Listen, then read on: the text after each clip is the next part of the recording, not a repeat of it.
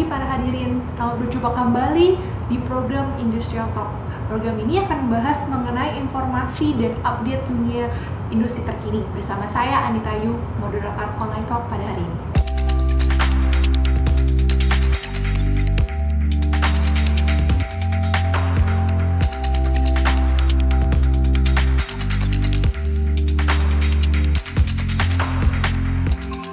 Pada pagi hari ini kita bersama akan mengangkat tema yaitu upaya membidik investor pasar Jepang di masa pandemi. Para penonton dapat turut serta acara hari ini dengan memberikan pertanyaan pada kolom Q&A yang ada di layar Zoom webinar Anda saat ini. Seperti yang kita ketahui bahwa ekonomi pasar bebas dan industri Jepang merupakan ketiga terbesar di dunia setelah Amerika Serikat dan China. Jepang memiliki sistem ekonomi yang sangat efisien dan dapat bersaing dalam era yang berhubungan ke perdagangan internasional. Tak perlu waktu yang lama, Jepang mampu membangun ekonomi dan negerinya menjadi salah satu raksasa ekonomi global. Lantas, apa peluang yang terbuka dari negara ini? Bagaimana membidik peluang pasar di negara ini? Oleh karena itu, sekarang kami mengundang dua narasumber kita untuk memberikan informasi lebih lanjut.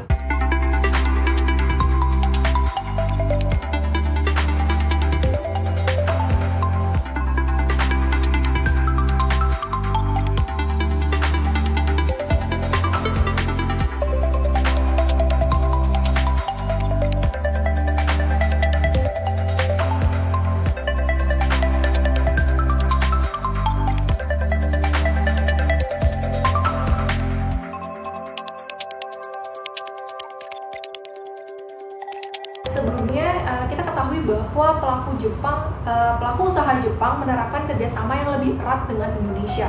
Jepang juga memberikan berbagai masukan yang perlu kita perhatikan, yang menjadi perhatian bagi Indonesia, agar potensi investasi yang besar dari Jepang bisa terrealisasi untuk mendukung pertumbuhan dan pengaturan struktur ekonomi kita.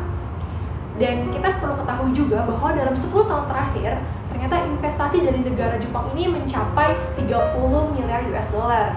Wow. Dan sebagai poin utama dari hubungan ekonomi antara Indonesia dan Jepang ini adalah bagaimana melakukan perbaikan dan peningkatan di bidang investasi, sumber daya manusia, dan transfer teknologi, lalu juga perbaikan infrastruktur serta competitiveness, terutama daya saing dalam pengembangan ekspor. Lalu bagaimana nih Indonesia mengikuti perkembangan ekonomi yang di Jepang yang selalu meningkat? Apa yang dilakukan agar Indonesia ini bisa membidik para investor juga Jepang, Pak, untuk pasar Jepang? Nah, langsung aja kita persilakan untuk Bapak Suyoto untuk mempresentasikan sedikit, berbagi cerita kepada kita semua ya Pak. Oke, jadi JBN ini kita lahirkan untuk membantu kolaborasi bisnis Indonesia-Jepang. Dan sekarang merujuk ke gimana kita bisa membidik pasar Jepang, termasuk menarik investasi dari mereka, dan juga kalau kita memerlukan teknologi aplikatif dari Jepang, itu gimana kita bisa mengadopsi sebaik-baiknya, termasuk kolaborasi di sini. Ini hanya gambaran pintas yang banyak gampang kita dapatkan di internet lain. Jadi manapun kalau kita melihat Jepang sebagai mitra bisnis, bagi Indonesia masih termasuk mitra yang utama. Kalau melihat investasi maupun nilai ekspor kita ke Jepang, itu masih menduduki kalau nggak nomor 2, nomor 3 itu termasuk mitra utama.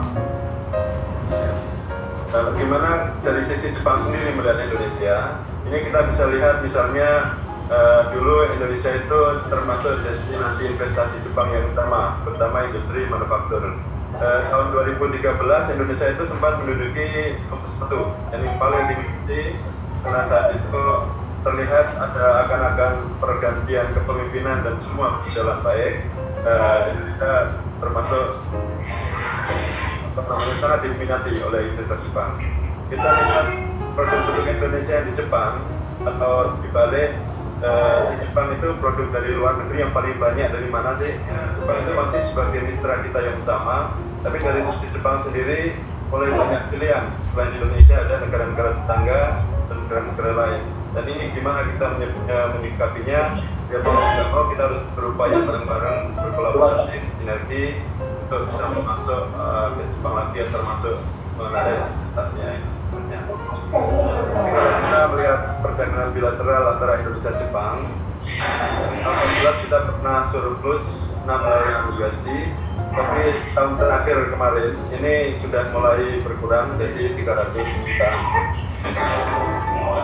Artinya apa? Dari nilai ekspor impor Indonesia dan Jepang pun kita semakin seluruhnya. Ini yang kami lakukan aktualnya dan masih ongoing, artinya perlu dukungan, perlu kolaborasi dan sinergi dengan banyak pihak. Kami sangat senang bisa diajak bareng-bareng dengan JPBK, pasti akan banyak program-program yang bisa kita bersama-sama nanti. Terima kasih, Pak. Ini upaya yang kami lakukan dan saya pengen memberikan kesimpulan dulu supaya nanti ada gambaran.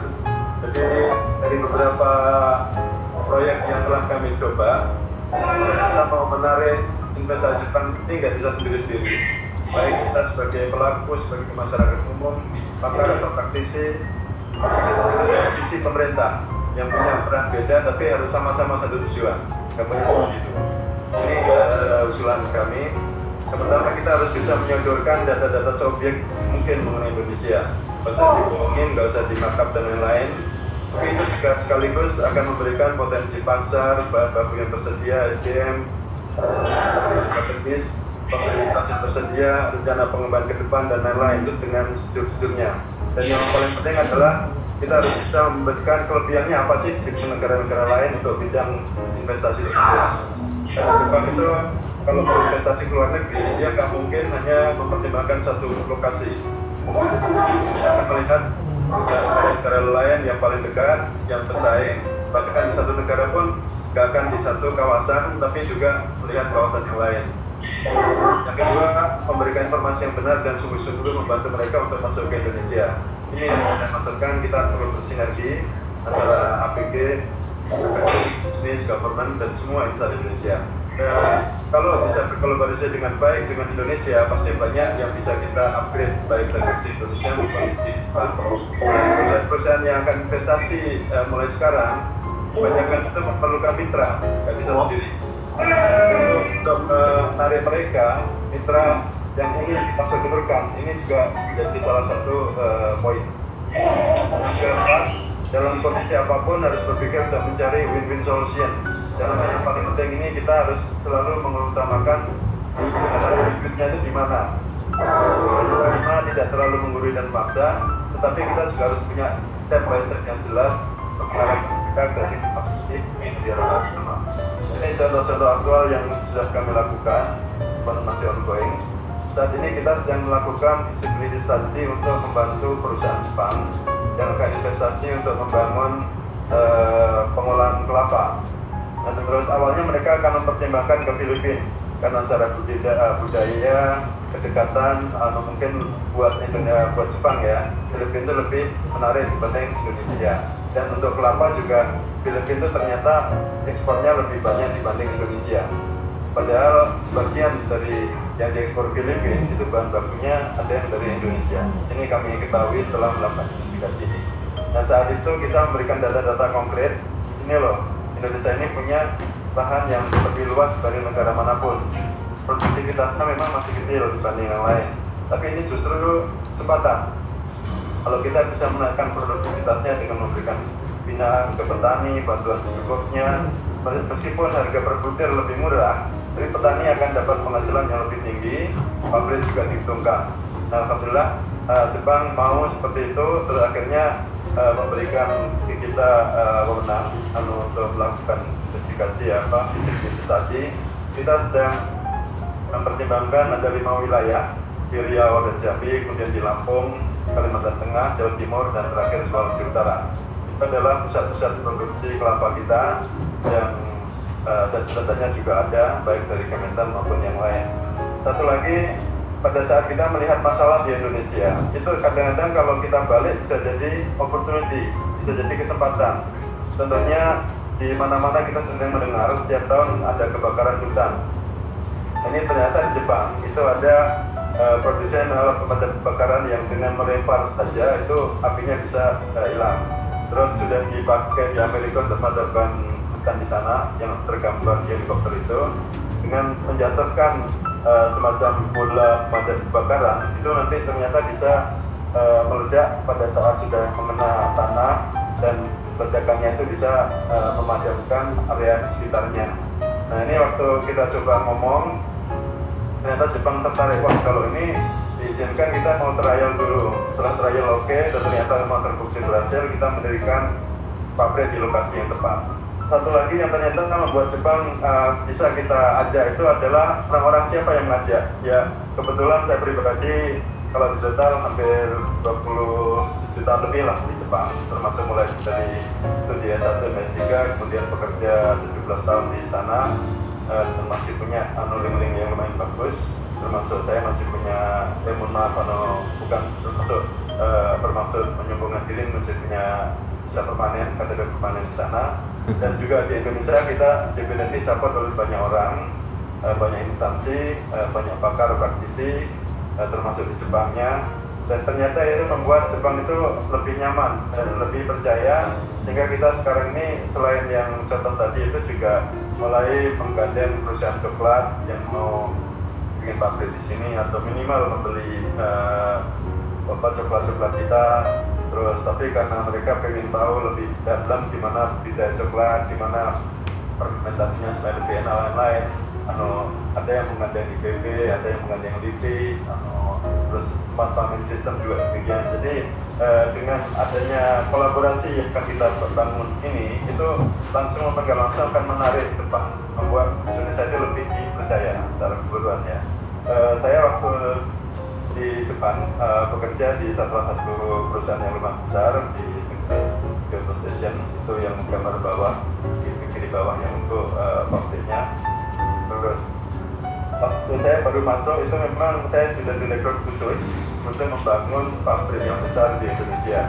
Tapi sebelum pabrik itu berdiri, sambil persiapan, saya ditugaskan jadi salah satu direktur di perusahaannya di Cina.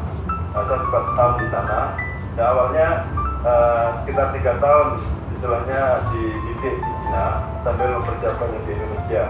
Tapi di akhir tahun pertama, saat itu tahun 2012an kalau salah, pas marah-marahnya demo, ada pembakaran di jalan tol dan lain-lain.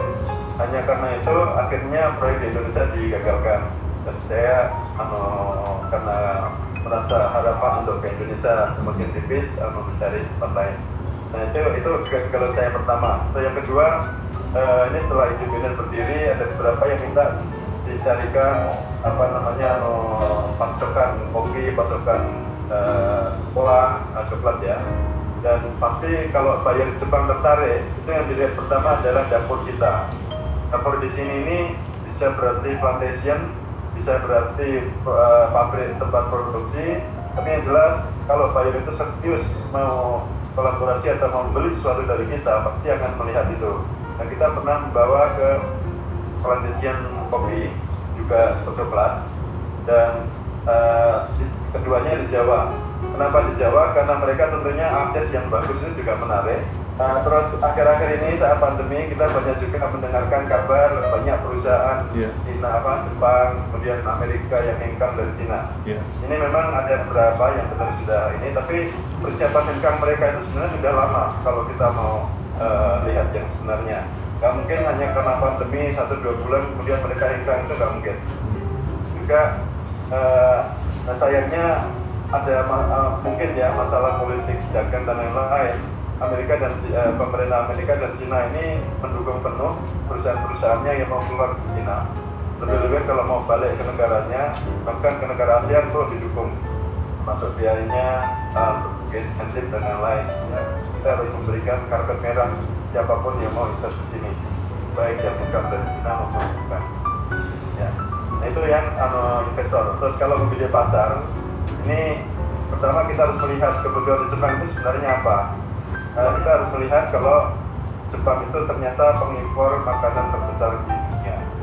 Terus kalau melihat jumlah penduduk Jepang yang berbisnis di agro itu semakin sedikit, hanya usianya saja yang semakin nambah. Nah ini adalah poin di mana Jepang itu sangat tergantung ASEAN untuk makannya. Atau kalau kita melihat tingkat swasembadanya itu ternyata terendah di antara negara-negara maju lainnya. 38%. Ini jumlah kalori, maksudnya kalau kebutuhan Jepang itu 100, yang 38 ini bisa diproduksi sendiri di Jepang, tapi yang 62 itu harus diimpor. artinya 60% lebih makanan minuman Jepang itu mengandalkan pasokan dari luar negeri. Ini harus kita anggap sebagai salah satu opportunity juga. Atau kalau kita bicara ikan, di jumlah per orang yang makan ikan itu Jepang itu nomor 5 ya. Tapi kalau dilihat total jumlah penduduknya, pasarnya paling besar adalah di Jepang. Dan lebih dari 50% ikan yang dimakan Jepang itu ternyata impor. Atau kalau akhir-akhir ini impor dari Cina itu sebenarnya pemasok kebutuhan pakan Jepang yang terbesar kedua setelah Amerika. Jadi salah satu yang harus kita ketahui juga, Jepang itu mau dipasok kebutuhannya kalau dia sendiri terlibat, baik sebagai buyer, baik sebagai investor, atau bahkan produsen di negara-negara tersebut. Dan untuk upaya mendidik pasar Jepang ini nanti juga ada contoh-contoh real.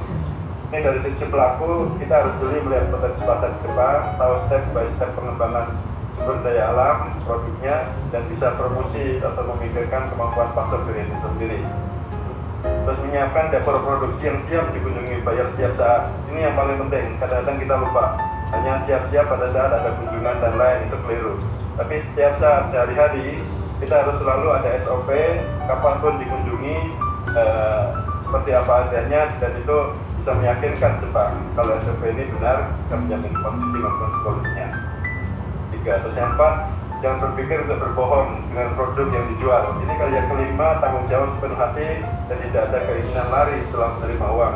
Terus dari sisi pemerintah juga, selain yang faktor-faktor yang saya sebutkan di investor halaman 12 tadi, ini kita pemerintah harus selalu siap membantu para calon atau eksportir pemula dan mendampingi sampai berhasil. Jangan hanya memberikan training dan seminar setelahnya dilepas, termasuk dukungan finansial, teknologi, dan membantu akses ke para pendana maupun pemilik teknologi. Ini kalau Indonesia ini nggak bisa mengandalkan industri sendiri, pemerintah harus hadir dan turun tangan. Perlu penjaminan untuk pelaku yang secara finansial dan kepercayaan masih kurang. Misalnya barang boleh tidak bisa masuk di Jepang, siapa yang nanggung, terus produksi terhenti di tengah jalan gimana. Ini tetap harus ada payung yang mendampingi atau jadi backupnya. Dan yang ketiga ini, yang nomor 2 ini termasuk pada saat ini ya, ada yang ngeplang atau pada saat operasi di online. Ini yang ketiga, efisien anggaran yang digunakan untuk membiayai TPC, Trade Promotion Center, atau perdagangan, FTA Center, perwakilan dagang, beberapa provinsi punya perwakilan dagang di negara-negara tujuan atau instansi lainnya ya. Nomor 4 ini akan kita coba untuk buah-buahan. Banyak buah Indonesia yang sebenarnya diminati Jepang, termasuk mangga, tapi belum bisa masuk di Jepang karena kita belum bisa sesuai dengan standar maupun perawatan yang diinginkan Jepang. Ini sudah lebih dari 20 tahun katanya buyer Jepang berusaha, pemerintah Jepang kemudian, tapi mohon maaf respon dari pemerintah kita masih lambat. Terus yang kelima, jangan berpikir ambil untung dari posisi sebagai fasilitator, tapi berpikirlah agar bisa memberikan pelayanan dan informasi terbaik untuk para pelaku terkait. Nah, ini contoh-contoh yang kita lakukan. Kalau kita mau merangkum, itu ada 10 ya yang mungkin bisa kita ekspor ke Jepang, kita bidik, termasuk sini ada SDM, perikanan dan hasil laut, agroindustri, tekstil, produk kayu dan olahan, rumah desa, makanan halal, development center, energi terbarukan, termasuk mengirim SDM kompeten, terus menarik para profesional senior untuk wisata atau tinggal lama di Indonesia. Nah, ini salah satunya BPK saya rasa sudah mulai, tinggal bagaimana dilingkap dengan sana. Ini contoh-contohnya. Kalau kita mau ekspor ikan ke Jepang, kita harus lihat ikan apa sih yang dimari Jepang. Ini adalah data-data yang kami impun. Dan ini intinya, ikan yang dimakan di Jepang itu sebenarnya hampir semuanya ada di Indonesia. Bahkan kadang-kadang kita itu produsen utamanya, tapi kita masih kesulitan untuk bisa masuk ke pasar Jepang. Misalnya yang nomor 2 sengaja saya kasih merah, tuna. Kita nomor 1 ini produsen yang dunia. Terus unagi atau sidat. Ini untuk jenis bicolor yang sekarang banyak besar di Jepang, ini juga kita nomor 1. Tapi ekspor di Jepangnya masih kesulitan. Ini kenapa? Ini coba saya akan berikan gambaran. Ini ya, Indonesia ini menurut FAO produsen tuna yang terbesar di dunia. Tapi ekspor ke Jepang hanya 6.000 dari kebutuhan total ekspor. Karena impor ya ini ya, impor Jepang itu 200.000 ton per tahun, 200.000 ton. Ini 51% dari kebutuhan Jepang. Ini yang sebelah kiri bawah. Biasanya kita kalau ngambil tuna itu dikepulkan dulu 1 minggu 2 minggu, baru setelah mendaftar diproses satu persatu. Nah, tuna yang didapat di hari pertama sampai hari terakhir kesegarannya pasti beda. Terus pada saat masuk cold storage juga diberikan apa adanya situ. Nah, sementara kalau Jepang begitu dapat satu itu langsung dibelah, dibuang insannya, paru-paru, dimasukkan cold storage satu-satu, dikasih rak seperti itu. Nah, sehingga Jepang saat ini hanya mau menerima tuna segar dari Indonesia. Tuna segar itu harus dikirim melalui udara, 1 kilonya bisa 60.000, dan tentu harga akan sulit untuk bersaing sehingga harus sedikit. Itu salah satunya. Terus sidat Jepang itu punya kebutuhan yang besar, dan kalau dibanding saat puncaknya tahun 2000, perputaran Jepang itu 100.000 ton. Ingat ya, 100.000 ton per tahun. Harga di sana lebih dari 700.000 rupiah per kilo. Jadi ini identik dengan kalau nilai di Jepang sekitar 70 triliun. Kalau Indonesia separuhnya aja itu bisa sekitar 40 triliun. Nilainya sangat tinggi. Dan kita tahun lalu sudah menyelenggarakan simposium melibatkan para pakar praktisi termasuk industri, akademik di Jepang maupun di Indonesia, termasuk di KKP. Kita melakukan investigasi ini hampir 1,5 tahun. Alhamdulillah sekarang sudah tahu siapa yang bisa diajak kolaborasi dan gimana cara masuk ke Jepang. Terus halal food, ada kebutuhan yang stabil naik di Jepang. Lebih-lebih tahun depan ada Olimpiade ya. Ini mundur setahun dari tahun ini. Halal food di kemungkinan akan meningkat. Dan kita sudah membantu halal chicken dari Indonesia untuk masuk ke Jepang melalui pengurus CPNet yang distribusi halal food di sana juga, dan bisa untuk bangun halal center di sana juga. Ini juga salah satu bisa kita kerjasamakan dengan CPPK. Jangan hanya dari Indonesia, properti di Indonesia siapa tahu bisa buka di Jepang juga. Misalnya nanti bikin halal center di sana. Kita siap support dari eksklusif maupun yang lainnya. Mudah-mudahan sebelum Olimpiade Tokyo Juli tahun depan sudah bisa grand opening. Ini konnyaku yang banyak disukai di Jepang juga, bisa membuat perut kenyang tapi tidak membuat gemuk karena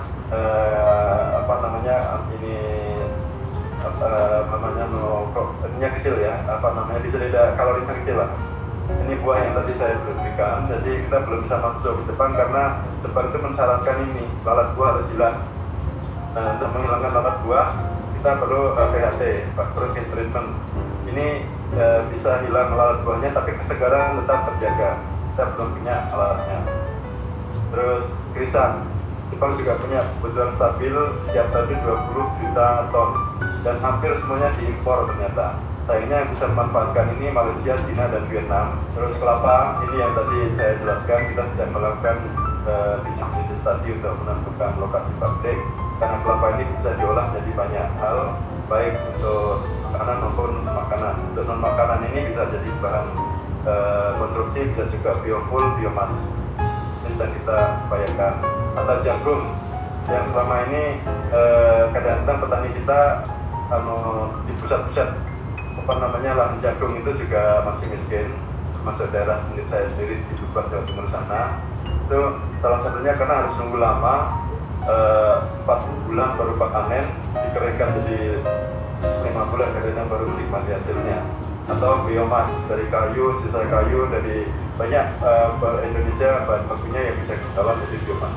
Dan Jepang pelan-pelan akan mengurangi konsumsi batu bara sehingga memerlukan biomas dalam jumlah besar. Atau produk-produk tambang, ini juga punya potensi pasar baik dalam bentuk produk tambangnya maupun produk-produk setelah diolah. Atau sepatu, sandal, alas kaki, kemudian pakaian, aparel, home center, ini juga punya pasar yang besar. Dan satu lagi yang kita jangan lupakan, orang-orang Indonesia di sana ini harusnya bisa jadi ujung tombak kita. Jadi perlu dibekali dengan pengetahuan, perlu dikasih semangat terus. Atau sebaliknya, orang-orang Jepang yang sudah senior, kita sebut profesional senior ini, yang sudah pensiun tapi masih sehat, karena usia Jepang, harapan hidup Jepang itu 80 tahun lebih, sementara sampai sekarang usia pensiun itu 65, dan masih banyak yang bisa bekerja lagi. Nah, maksud saya usia itu di Jepang sendiri biasanya harus tinggal di rumah, tapi Jepang sendiri sudah mulai kehabisan. Ini bisa kita manfaatkan. Misalnya kalau Jababeka bisa mendirikan kampung Jepang di wilayah yang Jepang sendiri suka. Kita ada beberapa lokasi calon untuk itu. JP-nya juga siap bantu baik dari pasarnya maupun nanti link-link yang lain. Terima kasih Pak Suyoto, benar-benar penjelasannya itu jelas banget dari upayanya, dari ininya apa, dari ekonomi apa yang sedang dibutuhkan gitu. Terima kasih banget sama Bapak Suyoto. Nah sekarang saya pengen tanya nih ke Pak Rudi, dari jabaran yang telah dijelaskan dari Pak Suyoto, apakah peranan dari Jababeka gitu Pak? Apakah ada konsep dari Jababeka yang bisa ditawarkan kepada pemirsa semuanya? Ya, terima kasih Pak Suyoto. Very interesting, Pak. Jadi sebenarnya kita sebelumnya juga pernah komunikasi dengan Pak Suyoto nih. Sebenarnya saya punya old friend kan, teman lama saya. Jadi, nah tadi disampaikan oleh Pak Suyoto, sebenarnya beberapa kita sebenarnya bisa follow up Pak Suyoto. Misalnya, saya juga belum tahu ya. Ini kan melihat secara garis besar yang Pak Suyoto sampaikan. Misalnya untuk itu sidat bahasa Indonesia mungkin itu Pak ya, blood Pak ya, blood, blood. Jadi itu sebenarnya kita kan punya area wisata dan industri wisata juga tuh di Tanjung Lesung Pak. Itu saya juga nggak tahu apakah bisa untuk budidaya itu sidat. Terus kita juga untuk yang itu Pak, yang budidaya yang tadi saya lupa, kita punya lokasi di Morotai Pak, di Morotai, Maluku. Itu bisa juga dimanfaatkan. Nah, regarding sebelumnya lagi yang kita pernah bicara sama Pak Suyoto itu, kita punya senior living kan. Nah itu sebenarnya senior living itu juga mentraining tenaga kerja berkualitas untuk merawat orang-orang jompo di Jepang, atau juga orang Jepang yang mau berwisata, orang jompo Jepang yang mau wisata ke Indonesia bisa stay di kita punya senior living. Nah, itu Pak. Yang ketiga kita punya namanya Akademi Komunitas Presiden. Itu melatih tenaga-tenaga terampil di sekitar Jababeka ini dan Indonesia khususnya itu untuk bisa dikirim ke Jepang Pak. Jadi ini kemarin sudah diterima di Hyundai sih. Nextnya kita bisa lebih detail sama Pak Suyoto nih. Mudah-mudahan IJPDN sama Jababeka kemarin sudah dideklarasikan oleh Pak Suyoto juga. Mudah-mudahan nextnya kita bisa lebih jauh lagi Pak ininya. Nah, yang ketiga untuk semua teman-teman ini Pak Suyoto yang join di webinar ini maupun yang nanti kita akan juga live di YouTube. Ini opportunity pasar Jepang ini luar biasa sekali, terutama untuk SME-nya Pak. Ini sayang nggak kita ada pandemik ya. Mungkin kalau kita nggak ada pandemik, kita bisa survei kemana-mana. Bahkan mungkin kita bisa bisnis travel ke Jepang juga. Tahun lalu Pak saya bisnis travel ke Jepang itu, wah opportunity-nya banyak sekali. Benar kata Pak Suyoto. Di Jepang sendiri pun maupun di Indonesia ini sebenarnya untuk leveling UKM Pak itu luas sekali. Bahwa sebenarnya produk lokal kita yang UKM ini bisa loh ternyata mensupport pasar luar negeri dimanapun juga. Dan sebenarnya cuman yang saya sampaikan tadi, training berkelanjutan, finansial dan segala macamnya supaya mereka ini bisa worldwide, bisa go internasional. Yang selanjutnya, ini mungkin ada berapa juga Pak Suyoto kita punya tenan yang join di webinar ini. Mungkin juga ada yang ada perusahaan Jepang. Semua harus bersimbiosis, semua harus bergandengan tangan menghadapi pandemik ini karena kita semua nggak sendirian sekarang. Semuanya udah berubah total. Bahkan mungkin setelah pandemik ini kita semua akan berubah Pak Suyoto. Itu yang selanjutnya juga saya mau sampaikan Pak Suyoto bahwa kenapa Jababeka mengadakan ini? Pertama memang kita mau memberikan kita punya tenan bahwa Jababeka itu tetap eksis, tetap aktif. Kita menggandeng semua pihak untuk memberikan informasi terus. Karena kita percayalah Pak, kita kalau bergandengan tangan ini semua, kita bisa lalui pandemi ini bersama-sama dan kita bisa menikmati nanti waktu kita sudah lewat ini bersama-sama juga hasilnya. Mungkin minta mohon maaf dari minta bantuan Pak Suyoto, bisa mungkin kasih Pak Suyoto speech sedikit sebentar bahasa Jepang. Nanti kira-kira 5 menit atau 2 menit. Nanti kita akan langsung kita jawab ya. Ya, boleh tanya. Ya, oke. Please Pak. Please Pak, silakan boleh. 日本の皆様、こんにちは。シベトと言います。IJB ネットはですね、一昨年、2018年8月に、工業大臣とか石井大使などがご出席の中、設立した会です。ボランティアですけれども、主に日本行ったことのある元留学生、元研修生とかですね、帰ってきてから、日本との駆け足となって、一緒にやりましょうと。ただし何か目的がないと、活動もあんまり良くないので、今回の ITV ネットは、もう一つだけビジネスのコラボレーションがうまくなるように、我々が活動しています。徐々に活動の、特定性も見えてきています。でその中に主にインドネシアからは、食材関係、食べ物、飲食とかですね、あとは再生エネルギーが日本に持っていくと。ただその時には当然日本の技術とかも必要。一緒にやって、お互いにウィンウィンになるというようなことを、ITV ネットが企画して実施しています。当然自分たちではできませんので、いろんな方と一緒にやってですね、ジャブアベカの皆さんにもぜひ今後とも一緒にやりたいと思っています。今後ともよろしくお願いします。Terima kasih Pak Suyoto. Ini jadi ada pertanyaan nih Pak dari Daden Muhammad. Ini bertanya untuk nomor 9, mengirim SDM kompeten di bidang praktek caregiver gitu. Cara kita untuk bisa bersaing dengan Vietnam itu seperti apa, dan bisakah membantu kami yang berusaha di sektor tersebut, prediksi setelah pandemik virus corona ini juga. Terima kasih Pak, silakan. Oke, ya. Benar, jadi ada 14 bidang yang sudah dibuka Jepang, dari perawat sampai ke pekerjaan di bandara. Untuk bisa bersaing dengan Vietnam ini sekali lagi ya kita harus bersikap ramah-ramahnya, melayani permintaan Jepang. Terus karena nanti di sana itu yang akan mencari adalah para mitra-mitra kita ya. Terus para mitra-mitra kita itu akan melakukan bisa interview, bisa mempercayakan mitra lokal yang di sini. Tapi intinya kita harus ramah dan memberikan kepercayaan kalau orang-orang Indonesia yang akan kita kirim ini sudah siap sesuai dengan spek yang mereka harapkan. Dan di antaranya kalau secara administrasi perlu bahasa Jepang level 4 ke atas. Tapi plus kita harus bisa melebihi yang lain itu mungkin ya, kesungguhan dalam bekerja, terus keramahan saat bertemu orang, dan terakhir tentunya dukungan dari pemerintah. Karena secara penduduk jumlah kita 5 kalinya Vietnam, harusnya juga jumlah tenaga kerja yang mirip juga 5 kalinya sebenarnya ya.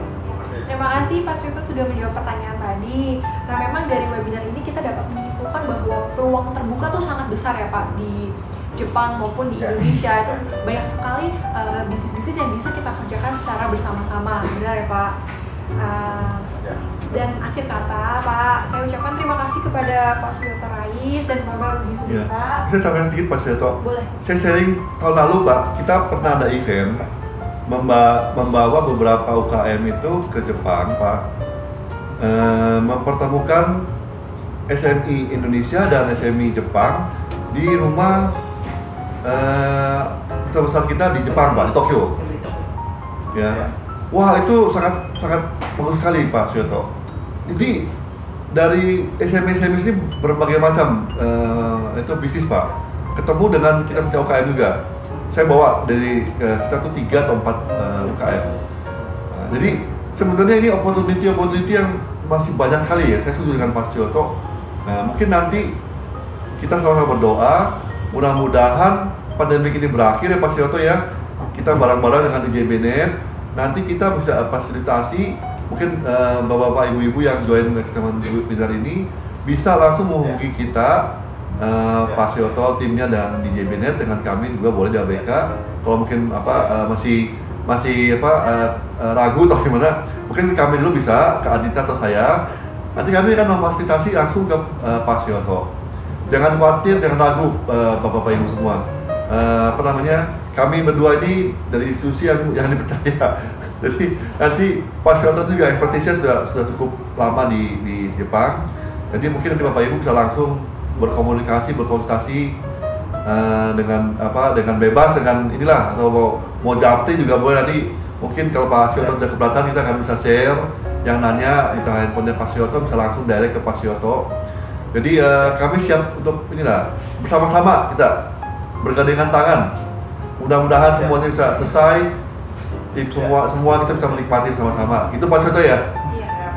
Mereka itu potensinya besar, sudah punya tripod sendiri, sudah lokasinya strategis, terus sudah mulai punya mikir untuk senior living dan lain-lain. Ini sebenarnya tinggal sedikit lagi, gimana bisa lebih menjual, terutama kalau kita bicara tentang Jepang ya. Dan terima kasih sekali lagi. Minta batunya waktu Bapak sedikit ya, saya takut Bapak ada acara lain. Oke.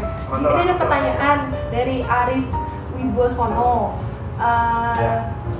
Dia ini dari atase perdagangan di Tokyo yang baru. Setuju dengan kegiatan ini dan perlu kontrikan. Perlu kolaborasi lebih lanjut antara pemerintah selaku usaha Jababeka dan IJBNet, kayak gitu Pak. Lalu juga izin bertanya untuk Pak Suyoto, apakah sektor pemesinan atau medical bisa menjadi sektor kerjasama Indonesia dengan Jepang? Apakah ada saran dari Bapak yang diberikan untuk sektor ini? Untuk medical sama permesinan ya, termasuk mungkin elektronik parts itu. Sebenarnya Jepang juga impor banyak. Kalau data-data yang saya punya itu elektronikal, medical parts, terus kemudian mesin-mesin. Cuman jujur aja kalau kita nggak punya partner Jepang itu agak susah. Saya lihat beberapa yang bisa berhasil ekspor komponen-komponen otomotif, komponen untuk medical, untuk elektronik, itu rata-rata mereka yang punya partner baik di Jepang. Jadi hampir semua yang dibutuhkan Jepang itu potensinya ada. Dan kalau kita bisa membuktikan kalau bisa produksi di Indonesia ini lebih murah, lebih stabil, orangnya juga lebih nurut dan SOP-nya jelas dan lain-lain, itu Jepang pasti mau lah. Karena mereka betul lambat pasti grow. Dan 1/3 penduduk Jepang itu sudah 65 tahun. Jadi cepat lambat mereka itu sudah mulai alokasi produksi, tapi tentu juga tetap ingin mendapatkan, bisa mengkontrol dengan baik supaya memberikan kontribusinya gitu. Nanti mungkin ini Pak Suyoto, mungkin kita open di sini. Mungkin nanti yang ada berminat untuk bisnis matching antara UKM kita dengan UKM Jepang, mungkin bisa sekarang daftar ke kami, Jababeka maupun Pak Suyoto. Mudah-mudahan kita bisa arrange ya semester 2 atau di tahun depan gitu. Ya Pak Suyoto ya. Jadi dengan fasilitasi dari Pak Suyoto dan IJBNet, mudah-mudahan bisa ketemu dengan yang partner yang pas, cocok gitu. Jadi kita open deh sekarang, biar kan waktu masih lama nih, jadi bisa kita sama-sama, mungkin Pak Suyoto juga timnya bisa lebih selektif atau gimana, juga bisa memberikan informasi yang lebih panjang lebar mengenai how to make a business in Japan gitu. Terima kasih kepada narasumber kita Pak Suyoto dengan Pak Rudi. Saya mohon maaf bila ada kekurangan saat memandu acara pada hari ini. Semoga webinar ini dapat memberikan informasi yang bermanfaat dan wawasan yang baru kepada kita semua. Dan sampai jumpa di Jababeka Indonesia Talk berikutnya. Saya Anita pamit undur diri. Oke, salam Jababeka. Maaf juga, terima kasih Pak Suyoto, semua teman-teman. Terima kasih Pak. Terima kasih Pak. Terima kasih. Assalamualaikum. Waalaikumsalam.